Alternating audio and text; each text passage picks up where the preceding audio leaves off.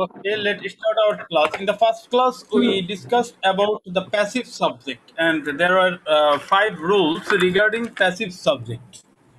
Passive subject সম্পর্কে আমরা গত ক্লাসে 5টা রুলস পড়েছিলাম, তাই না? এর আগের ক্লাসে আমরা করেছিলাম active subject and verb to do. আমি এই অ্যাডমিট করছি এবং ক্লাস দিচ্ছি 212।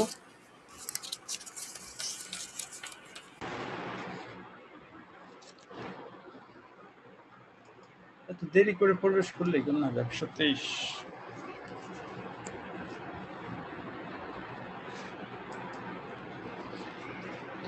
Okay, in this class, I will discuss non-finite verb. In the previous classes, I discussed about finite verbs. And in this class, I will discuss about another form of verb that is non-finite verb and their uses. Non-finite verb গুলো কি এবং non-finite verb এর সাথে related যে noun, ওই নাউনটাকে আমরা কি বলবো? তো let's get it started.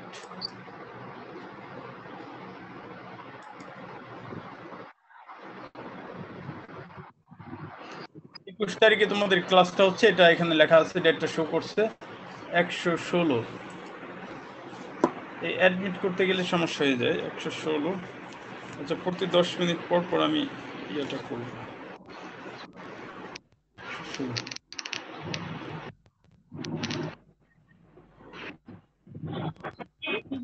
Non-finite verb. In this class, I'll discuss about the uses of non-finite verb. The previous classes, you knew that the noun that generally takes its place before finite verb, the structure of which can be SP1, SP2, SCPING, and SCP3 with an exception in some cases is subject. In other words, the noun related to finite verb of the sentence is called subject. Finite ভার্বের সাথে সম্পর্কযুক্ত যে নাউনটা তাকে আমরা subject বলি। আর আমরা জানি যে একটা ফাইনাইট ভার্বের গঠন 5 ধরনের হতে পারে। It can be either SP1, SP2, SCP1, SCPING and SCP3. So the noun related to the finite verb of the sentence is called subject. An example follows. What about the noun related to non-finite verb? Finite verb সাথে যে related যে নাউনটা থাকে তাকে আমরা বলি subject. তো non finite ভার্বের সাথে রিলেটেড যেটা থাকে ওটাকে আমরা কি বলবো? তো to make our understanding clear about non finite verb, we will term the non finite verb related to noun of the sentence as agent. আমরা কি এজেন্ট হিসেবে আমরা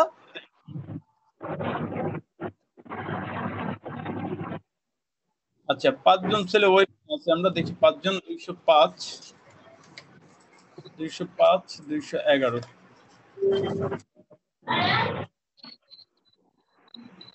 205 211, তারপর হলো 140 200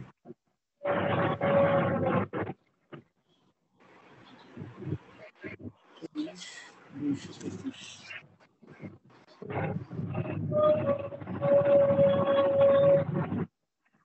তারপর 134।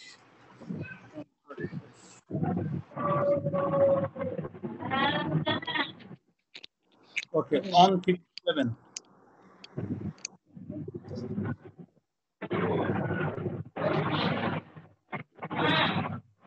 তোমরা এত চুজ করো কেন? এই যে অনেকে দেরি করে প্রবেশ করে, এটা আসলে অনেকটা সমস্যা হয়ে যায়, ক্লাস হ্যাম্পার হয়ে যায়।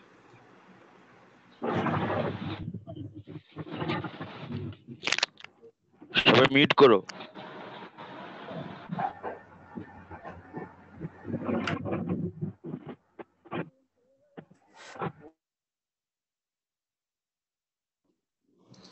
Okay, what about the noun related to non-finite verb? To make our understanding clear about non-finite verb, we will term the non-finite verb related to noun of the sentence as agent.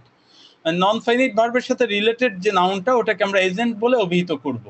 If the agent is an active agent, অনেক কিছু বুঝতে না পারলে একটু memorise করো, এটা মুখস্থ করো, আমরা দেখি পরবর্তীতে ব্যাপারটা ক্লিয়ার হয়ে যাবে।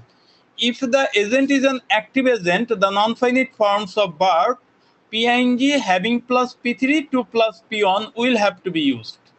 এজেন্টটা যদি অ্যাক্টিভ হয় সেক্ষেত্রে আমরা কি বসাবো? অ্যাক্টিভ এজেন্টের পর আমরা ব্যবহার করব PING having plus P3 to plus P1.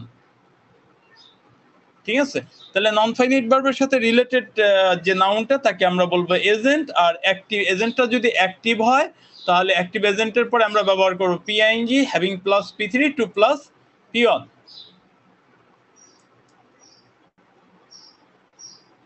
R if the agent is a passive agent, the non-finite forms of verb P3 being plus P3, having been plus P3 or to be plus P3 will have to be used. এজেন্টটা যদি non finite হয়, পিটা কি? হ্যাঁ P sir, P মানে sir P থেকে কি বোঝাচ্ছে sir? P3 হচ্ছে past participle of the verb এর যে তিনটা রূপ হয় না, P1 P2 মানে কি রাইট, রোট, রিটেন। জি স্যার রিটেন কে আমরা অভিহিত করব। যখনই আমি P3 লিখবো দ্যাট মিন্স বুঝে নিতে হবে যে এটা past participle form of the verb. Is it clear to you? বুঝছো এটা? Yes sir. R P3 having been, সহজ কথা। এজেন্টটা আমরা কিভাবে দেখো, আমরা যদি বলি লোকটি মিথ্যা কথা বলে, আচ্ছা এখানে অ্যাকশন কোনটা? বলা। রাইট, কে বলে? লোকটি। তাহলে লোকটি মিথ্যা কথা বলে, এটা হলো সাবজেক্ট, কারণ এটা একটা।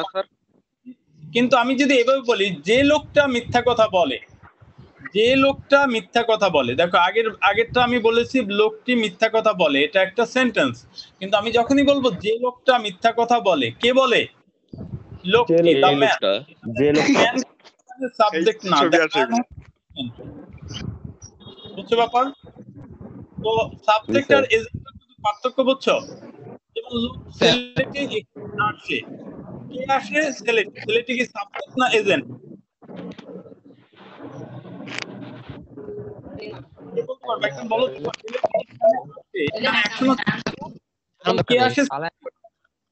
এই প্লিজ, আমি কিন্তু একবারে রোল নাম্বার শো করছে, কেউ সাউন্ড করলে কথা শোনা যায় না, এই সবাই মিউট করো। আচ্ছা আমি যদি বলি ছেলেটি এখানে আসে, কে আসে? ছেলেটি। ছেলেটি কি সাবজেক্ট না এজেন্ট? সাবজেক্ট। আর আমি যদি বলি যে ছেলেটা এখানে আসে, তাহলে কে? Sir agent. আজকে কিন্তু তুমি যদি এটা যদি ব্রিলিয়ান্ট হও আর একটু যদি মনোযোগ দিয়ে দেখো, আজকে কিন্তু ব্রিলিয়ান্ট রাইটিংটা হয়ে যাবে, এত করা দরকার নেই। If you are to narrate, if you are to say something about any noun, you can take the help of non-finite verb. কি বলছি কথাটা বলো তো? যদি আমরা কোনো নাউন, কোনো ব্যক্তি বা বস্তু সম্পর্কে অতিরিক্ত কিছু বলতে চাই, সেক্ষেত্রে আমরা এই নন ফাইনাইট ভার্বের সাহায্য নিতে পারি। আমি এখন যদি এভাবে বলি ছেলেটি একটি বই পড়ে, ছেলেটি একটি বই পড়ে, এখানে সাবজেক্ট কোনটা? ছেলেটি। এই কথাটা কিভাবে বলি? যে ছেলেটা একটা বই পড়ে, তাহলে কে পড়ে? ছেলেটি। তাহলে দা বয় কি সাবজেক্ট না এজেন্ট? এজেন্ট। তাহলে যদি সাবজেক্ট আর এজেন্ট ধরতে পারো তাহলে তুমি কিন্তু বাক্য তৈরি করতে পারবে এবং নাউন সম্পর্কে বলতে পারবা। আচ্ছা, যে ছেলেটি একটি বই পড়ে, আচ্ছা দা বয় হচ্ছে এজেন্ট। বলো তো এটা কি অ্যাক্টিভ এজেন্ট না প্যাসিভ এজেন্ট? দা বয় অ্যাক্টিভ। রাইট, অ্যাক্টিভ এজেন্ট হলে ওই অ্যাকশনটার সাথে আইএনজি যোগ করে দিব, অথবা হ্যাভিং প্লাস P3 অথবা টু প্লাস P1। তো পিএনজি কখন হয়? অথবা কন্টিনিউয়াস অ্যাকশন হলে, এটা আমরা পরবর্তীতে দেখব। তো যে ছেলেটা একটা বই পড়ে মানে কি সে নিয়মিত পড়ে, তাহলে কি হবে? পিএনজি। তাহলে দা বয় reading a book, the boy reading a বুক। তাহলে সাবজেক্টের মধ্যে পার্থক্য কি বুঝতে পেরেছো তোমরা? জি স্যার। ঠিক আছে, তাহলে আমি এবার একটা জিজ্ঞেস করে দেখো পারো কিনা। এখন কথা বলছে, আচ্ছা এখানে কে অ্যাকশন হচ্ছে বলা, তাই না? জি স্যার। কোনটা? বলা। এখন মিথ্যা বলছে, কে বলছে? কে বলছে? ছেলেটি। দা বয় কি সাবজেক্ট না এজেন্ট? এজেন্ট। রাইট। স্যার। এখন বলো তাহলে আমরা ট্রান্সলেট করলে কি দাঁড়াবে? দা বয় telling lie. টকিং নাও, রাইট। যে কাজটা করছে ওটার সাথে আইএনজি, একেবারে সিম্পল বিষয়গুলো। তাহলে অ্যাক্টিভ এজেন্টের সাথে the non finite verbs that go with active agent, active এজেন্টের সাথে আপাতত যদি ক্লিয়ারলি নাও বুঝে থাকো, আমার রিকোয়েস্ট থাকবে একটু মুখস্থ রাখো। আমি কিন্তু বলছি যে ভিন্ন ভাবে পড়াচ্ছি, একটু মনোসংযোগ দিতে পারলে যে খুব তো অ্যাক্টিভ সবাই মিট করো, কথা বোঝা যাচ্ছে না স্যার। হ্যাঁ সবাই মিট করতে বলুন স্যার। আচ্ছা সবাই তো মিট করে দিচ্ছি আমি।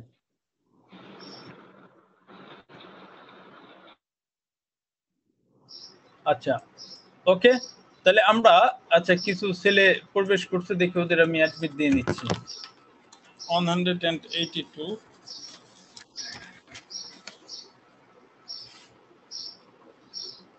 82 এটা একবার আসছিল, এই তো সময় নষ্ট করে গেল।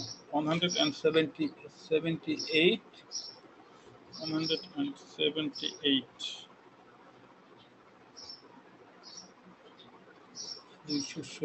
216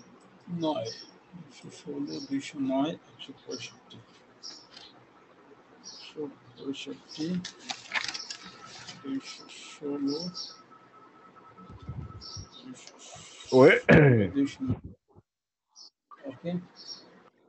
165 ওকে, আমরা আবার ক্লাস চলে যাচ্ছি। দেখো তো অ্যাক্টিভ এজেন্ট আর প্যাসিভ এজেন্ট।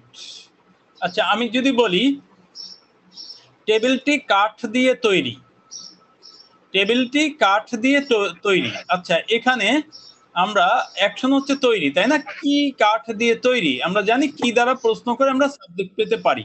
টেবিলটি, আমাকে একজন বলতো টেবিল মানে সাবজেক্ট না এজেন্ট? টেবিলটি কাঠ দিয়ে তৈরি, Agent.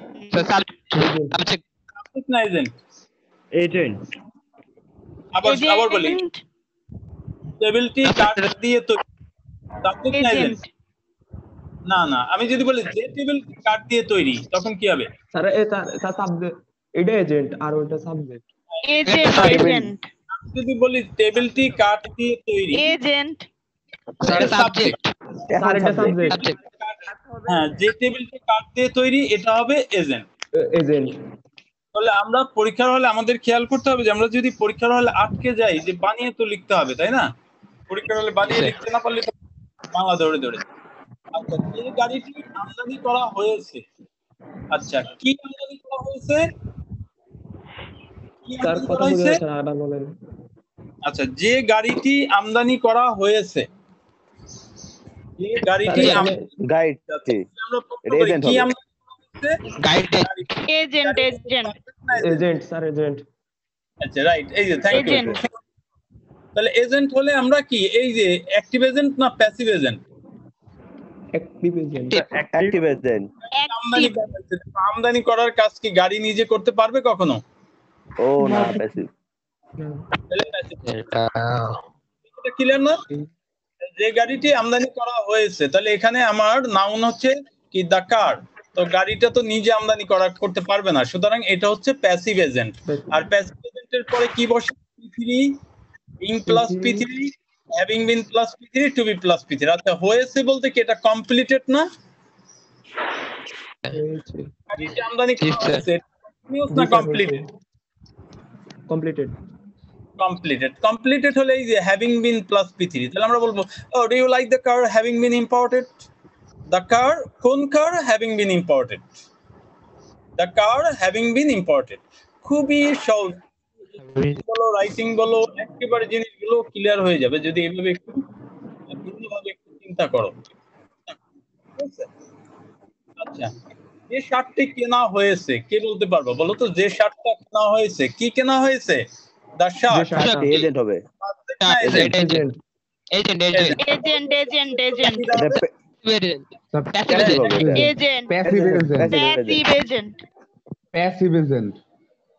এই তোমাদের তর্ক করতে বলি না, প্লিজ আমার সাথে কথা বলবা ক্লাসে। আমি কিন্তু এই যে রোল নাম্বার দেখে রিমুভ করে দেব, প্লিজ আমাকে বলবা।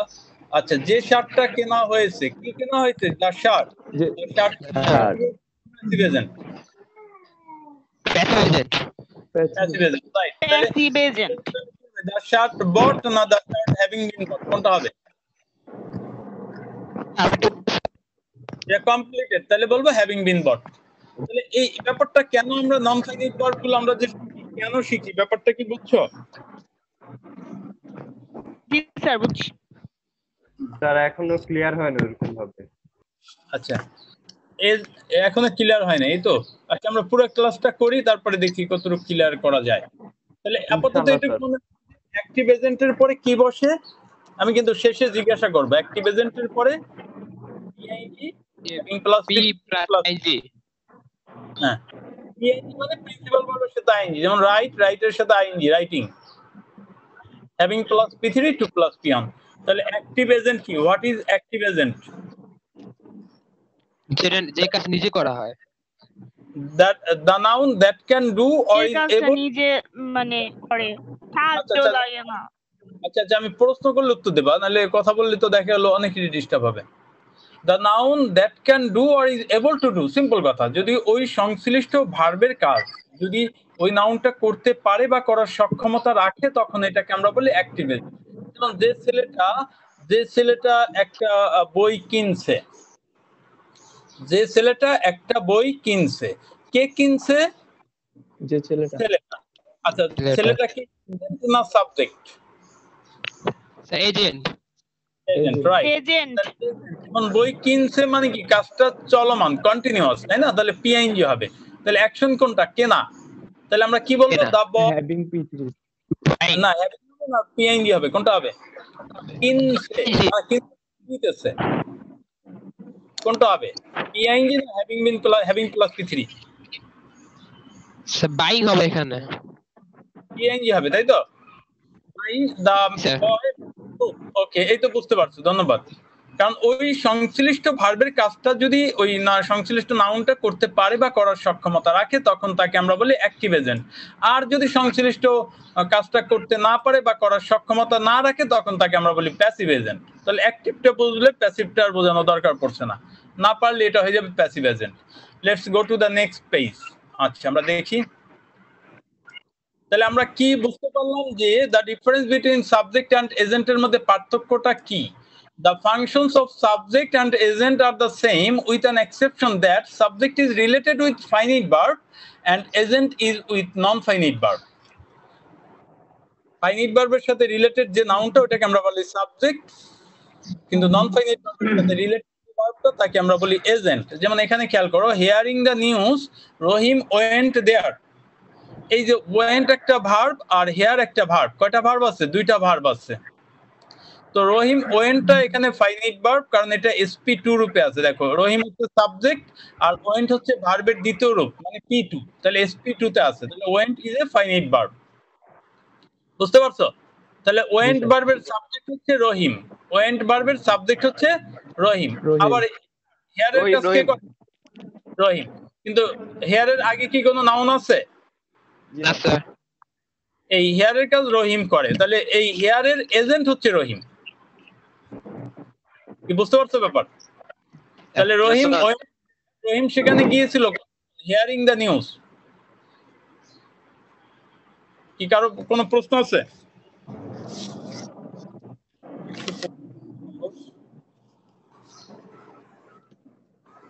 কারো কি কোনো সমস্যা আছে কিনা বলো। তাহলে এখানে here went is a finite verb because it follows the structure sp2. There is no conjunction or relative pronoun between the two verbs. And verb or relative pronoun with that ইত্যাদি কোনোটাই নেই। তো যেহেতু went হচ্ছে finite verb, here অবশ্যই non finite verb হবে। তাহলে এখানে went এর কাজ কে করে? রহিম করে। here এর কাজ কে করলো? রহিম। এই হিয়ারের অ্যাক্টিভ এজেন্ট হচ্ছে রহিম, এই কারণে আমরা পিএনজি করলাম। কেন পিএনজি করলাম কে বলতে পারবা? এটা প্রেজেন্ট টেন্স না প্রেজেন্ট পার্ট তো আমি বলিনি, বলছি যে পয়েন্টের কাজ কে করছে। প্রথমে কোনো ভার্ব থাকলে এটা সব সময় আইএনজি হয় বাক্যের শুরুতে। হ্যাঁ আচ্ছা থ্যাংক ইউ। এর আগে যদি তুমি নাও না এটা বুঝতে পারছো, তাহলে আমরা যাচ্ছি।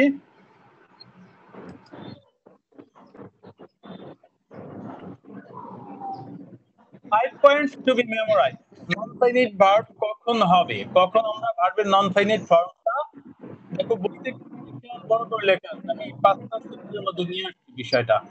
Verb in the bracket must be turned into non finite form. Non finite form তো তোমরা জেনেছো, কি কি বলো তো? নন ফাইনাইট ফর্ম কি না? having plus p3 অ্যাক্টিভ এজেন্টের সাথে 3টা, প্যাসিভ এজেন্টের সাথে কয়টা? 4টা। কয়টা হলো? 7টা না? এটাকে আমরা অবশ্য 3 ভাগে ভাগ করি, এই পার্টিসিপল, জিরান্ট, ইনফিনিটিভ। যাক আমরা ওইগুলোতে যাচ্ছি না, আমরা সহজভাবে এইভাবে মনে রাখি যে নন ফাইনাইট ফর্ম কয়টা হয়? 7টা। অ্যাক্টিভ এজেন্টের সাথে যায় 3টা, আর প্যাসিভ এজেন্টের সাথে যায় 4টা। তাহলে verb in the bracket be turned into non-finite form if there is no conjunction and but or any relative pronoun such as who, is, that, etc. between the two verbs. Example দেখো, going to market the man bought a shirt. এই যে go এর আগে কোনো subject আছে, noun আছে? না sir না। বটটা কি ফাইনাইট ভার্ব না নন ফাইনাইট ভার্ব? ফাইনাইট। কেন? কারণ এটা sp2 স্ট্রাকচারে আছে। দেখো দা ম্যান হচ্ছে সাবজেক্ট আর বাই এর দ্বিতীয় রূপ হচ্ছে বট, তাহলে sp2। সুতরাং বটটা হচ্ছে ফাইনাইট ভার্ব। আর বট আর গো দুটা ভার্বের মাঝে কোনো কনজাংশন আছে? না স্যার। কোনো প্রোনাউন আছে? নাই। তাহলে এটা নন ফাইনাইট ভার্ব। ওটা হবে কি নন ফাইনাইট ফর্মে।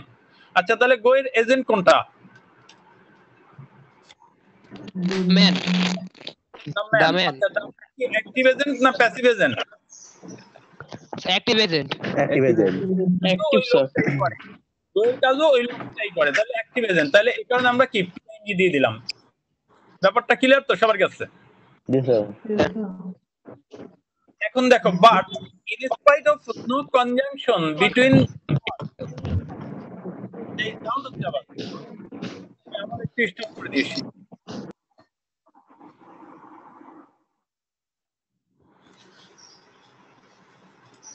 আচ্ছা এখানে in spite of no conjunction between two verbs, finite form of verb must be used. Finite formটা ব্যবহার করতে হবে if that verb follows a relative pronoun. একটা एग्जांपल আমরা লক্ষ্য করি। The man who works hard can shine in life. আচ্ছা can shine এটা কি AP1, canটা হচ্ছে অক্সিলারি ভার্ব, এটা a আর shineটা p1, AP1। তাহলে shine হচ্ছে ফাইনাইট ফর্মে আছে, তাই না? শাইন ভার্বটা কোন ফর্মে আছে? ফাইনাইট ফর্মে আছে। আচ্ছা তাহলে এই শাইনের মাঝে কিন্তু কোনো কনজাংশন নাই, আছে? নাই স্যার।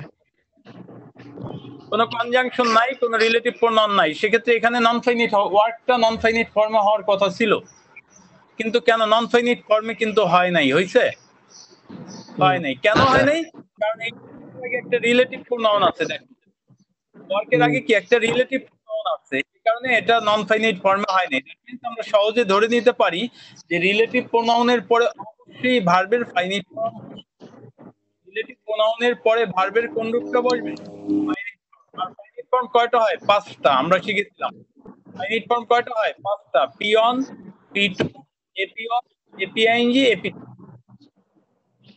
তাহলে the man who works hard can shine in life. No conjunction or relative pronoun between the verbs shine and work.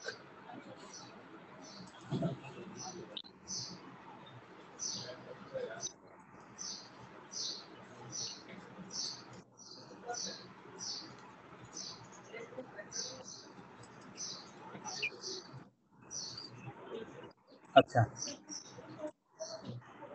Number 2, rule number 2 কয়টা? একটা রুল শেখা হয়ে গেল। তারপরটা দেখো, নন ফাইনাইট ফর্ম মানে ইনফিনিটিভ আর জিরান্ট। ইনফিনিটিভ আর gerund কি আছে? এটাই 2 plus p1 to be plus p3 ping being plus p3 is used if it is subject of the finite verb. মানে ভার্বের সাবজেক্ট হিসেবে আমাদের ইনফিনিটিভ অথবা জিরান্ট বসে। দ্যাট মিন্স ইনফিনিটিভ হচ্ছে 2 plus p1 to be plus p3 আর gerund হচ্ছে ping being plus p3। অথবা ভার্বের অবজেক্ট হিসেবেও আমাদের নন ফাইনাইট ভার্ব বসে। তাহলে ভার্বের সাবজেক্ট হিসেবে আমরা নন ফাইনাইট ভার্ব ব্যবহার করি, ভার্বের অবজেক্ট আমরা কি নন ফাইনাইট ভার্ব ব্যবহার করি। কিভাবে হলো সাবজেক্ট একটু খেয়াল করি। To do are doing well in the examination is the wish of all students. তাহলে এটাকে যদি আমরা ফাইনাইট ভার্বটাকে যদি ওয়ার্ড দ্বারা প্রশ্ন করি, what is the wish of all students, what is the wish of all students, এই যে কাজটা ওই কাজের সাথে আমরা টু ডু অথবা doing well in the examination, do are doing well in the examination. আমরা জানতে পারলাম যে ভার্বের সাবজেক্ট হিসেবে আমরা নন ব্যবহার করি, ইনফিনিটিভ আর জেরান্ড ব্যবহার করি। আবার দ্বিতীয়টা এভরিবডি লাইকস, এভরিবডি লাইকস সবাই পছন্দ করে। হোয়াট ডাজ এভরিবডি লাইক, সবাই কি পছন্দ করে, পছন্দ করে। অথবা টু বি প্রেইজড। আচ্ছা আমাকে কেউ একজন বলো যে এখানে টু বি প্লাস কেন হলো? বি ভার্বের কারণে। এই দেখো Model- প্রেইজে, আচ্ছা এভরিবডি লাইকস, লাইকের কাজ কে করে, এভরিবডি। আর প্রেইজের কাজ কি এভরিবডি করবে না হবে? প্রেইজ আর এভরিবডি করবে না, তাই না, হবে। সবাই পছন্দ করে প্রশংসিত হওয়া, তাহলে প্রশংসার কাজ কি সবাই করে, এভরিবডি করে, এখানে করে না, না, স্যার। সে হয়। প্রেইজের করে না। এভরিবডি, প্রেইজের এজেন্ট হচ্ছে এভরিবডি, যা হচ্ছে প্যাসিভ এজেন্ট। প্রেইজের এজেন্ট হচ্ছে এভরিবডি, যা হচ্ছে প্যাসিভ এজেন্ট। এখানে আমরা কি দিলাম, টু বি প্লাস পি3, টু প্লাস পি অন দেই নেই, টু বি প্লাস পি3 দিয়েছি। তাহলে রুলস নাম্বার 2 কি করলাম, ভার্বের সাবজেক্ট হিসেবে অথবা অবজেক্ট হিসেবে আমরা নন ফাইনাইট ভার্ব ব্যবহার করি। ভার্বের সাবজেক্ট বা অবজেক্ট হিসেবে আমরা ইনফিনিটিভ অথবা জিরান্ড ব্যবহার করি।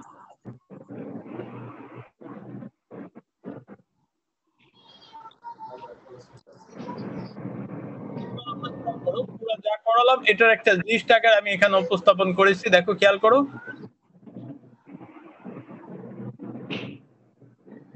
I know the man, verb related to object of the sentence must be in the non-finite form.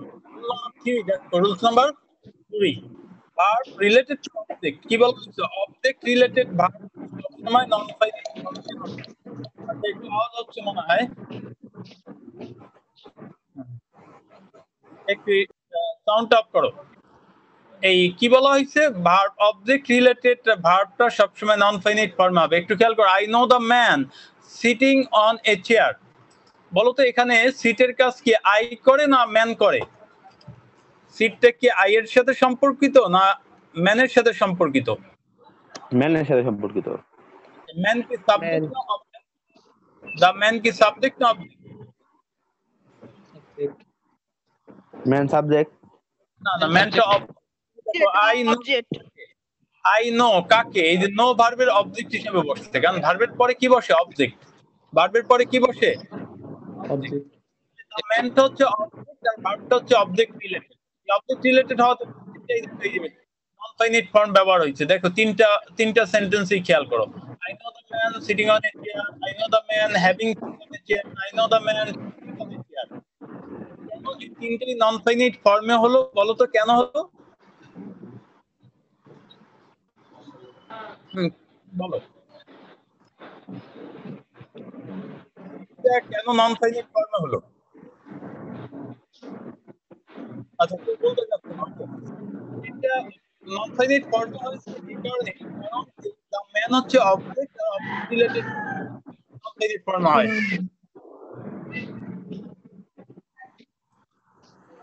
আচ্ছা কথা বলছে নাকি? 116, এই ছেলেটা বারবার যায় আর আসে।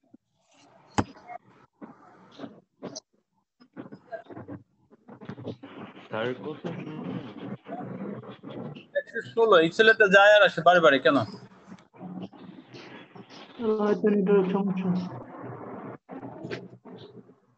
স্যার নেটিভ সমস্যা হচ্ছে। ওকে, কেন বলো তো? সিট, দেখো সিট ভার্বটা কিন্তু নন ফাইনাইট ফর্মে আছে, কেন আছে বলো তো?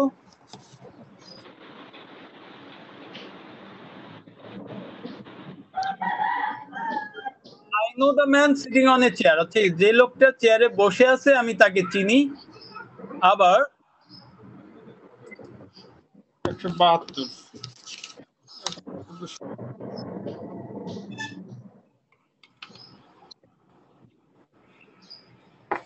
আচ্ছা তাহলে আই নো চেয়ারে বসেছে আমি তাকে চিনেছি। দেখো অর্থটা পার্থক্যটা কোথায়? সিটিং দিলে কি বোঝাচ্ছে যে যে লোকটা চেয়ারে বসে আছে মানে তার কাজটা চলছে, তাকে আমি চিনি। I know the man having sat on the chair, যে লোকটা বসেছে মানে কাজটা বর্তমানে শেষ। আর I know the man to sit on a chair, যে লোকটা বসবে। আচ্ছা, এরপর যদি প্যাসিভ এজেন্ট হয় সেক্ষেত্রে কি হবে? হ্যাঁ, সবাইকে মিউট করে দেন স্যার, কথা শোনা যায় না ভালো করে। তোমাদের এত অ্যাডাল্ট ছেলে পেলে যদি এরকম করো তাহলে কেমন হবে? তো স্কুল লেভেলে নাই এখন তোমরা। আচ্ছা, আই লাইক দ্য পেন, এই দেখো এখানে খেয়াল করো বট, আই লাইক দ্য পেন, এই বটটা কি এই পেনের সাথে সম্পর্কিত না আই এর সাথে সম্পর্কিত? আয়ের সাথে। পেনের সাথে আবার খেয়াল করো, আই লাইক দ্য পেনের সাথে সম্পর্কিত। কোন পেন? করিমের দ্বারা কেনা। তাহলে এই যে পেন কি, তাহলে পেনটা হচ্ছে অবজেক্ট, দা পেন হচ্ছে অবজেক্ট, কারণ লাইক ভার্বের অবজেক্ট হিসাবে বসছে। আর আমরা জানি অবজেক্ট রিলেটেড ভার্বটা সবসময় নন ফাইনাইট ফর্মে হয়। তাহলে এখানে দেখো দা পেন কি বাইয়ের কাজ নিজে করতে পারে? পারে না। তাহলে এটা প্যাসিভ এজেন্ট। পেনটা হচ্ছে প্যাসিভ এজেন্ট। প্যাসিভ এজেন্ট বলে আমরা কি দিয়েছি দেখো, I like the pen bought by Karim, I like the pen being bought by Karim, I like the pen having been bought by Karim, I like the pen to be bought by Karim. এখানে কিন্তু two by দেয়া যাচ্ছে না। আমরা ওই যে বলছি না নন ফাইনাইট প্যাসিভ এজেন্টের সাথে আমরা চারটা ফর্ম ব্যবহার করি, চারটা ফর্ম দিয়ে দেওয়া হলো। তাহলে এখন আমরা দেখি অর্থটা কি দাঁড়ায়। দেখো, I like the pen bought by Karim, পি3 হচ্ছে কাজটা পূর্বে সমাপ্ত। তাহলে করিমের দ্বারা কেনা কলমটি আমি পছন্দ করি। আবার 5 নম্বরটা, I like the pen being bought by Karim, যে কলমটা কেনা হচ্ছে আমি ওই কলমটা পছন্দ করি। কেনা হচ্ছে, বিং প্লাস পি3 হচ্ছে কন্টিনিউয়াস বোঝায়। বিং প্লাস পি3 কি কন্টিনিউয়াস অ্যাকশন ইন্ডিকেট করে। আচ্ছা, তারপর 6 নম্বর, I like the pen having been bought by Karim, যে কলমটা কেনা হয়েছে আমি ওই কলমটা পছন্দ করি। এটা এই যে কমপ্লিটেড অ্যাকশন। আর I like the pen to be bought by Karim, যে কলমটা কেনা হবে আমি ওই কলমটা পছন্দ করি। তাহলে এখানে অ্যাক্টিভ এজেন্ট হয় কখন? A frequent active agent plus a frequent or continuous action equal to P I N G. Passive agent কি হবে? বিং প্লাস পি3। এই যে উদাহরণ দুটো লক্ষ্য করো। আমাদের সময় মনে হয় বেশি নেই। আচ্ছা, এরপরে দেখো active agent plus a completed action having plus পি3 in case of passive agent having been plus পি3। এই যে দুটো উদাহরণ দেওয়া হয়েছে, 2 আর কয় নাম্বার? 6 নাম্বার। আচ্ছা, এরপরে active agent plus a future action equal to 2 plus পি1 দ্য প্যাসিভ এজেন্ট 2 প্লাস পি3। উদাহরণ দেওয়া হয়েছে কয় নাম্বার? 3 নাম্বার আর 7 নাম্বার।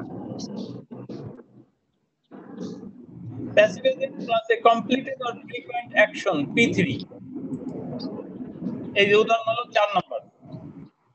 ওকে, আচ্ছা আমরা পরের পেজে যাচ্ছি। 4 নাম্বার রুলটা দেখি।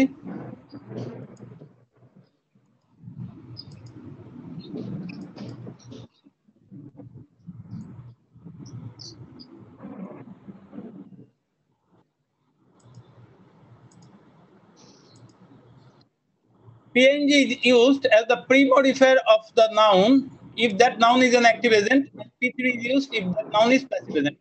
He got into a bus. রানিংটা বাদ দিলেও কিন্তু আমাদের বাক্য হয়ে যাচ্ছে। He got into a running bus.